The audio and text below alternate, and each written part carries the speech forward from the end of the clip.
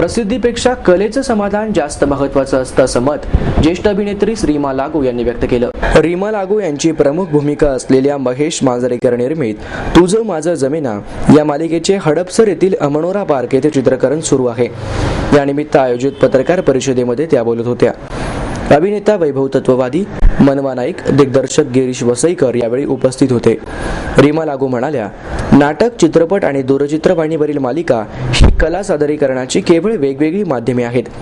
या सर्व माध्यमांमध्ये स्वतःला सिद्ध करणे हे कलाकारासमोरील आव्हानच असते.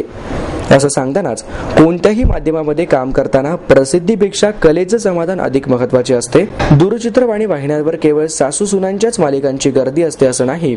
या माध्यमांमध्ये काम करताना माध्यमाची आणि प्रेक्षकांचीही गरज लक्षात घेणं आवश्यक असते. वैभव तत्ववादी म्हणाले, दूरचित्रवाणी मालिकांमध्ये काम करताना अधिक प्रमाणात लोकांसमोर रोज पोहोचणं हे कलाकाराच्या दृष्टीने चांगले आणि वाईटही आहे. अशा परिस्थितीतही आपला वेगळेपणा दाखवून देणं आव्हानात्मक असते. सुहास जोशी, सविता मालपेकर, विद्याधर जोशी, भालचंद्र कदम, अभिजित केळकर यांच्या मालिकांमध्ये प्रमुख भूमिका आहेत.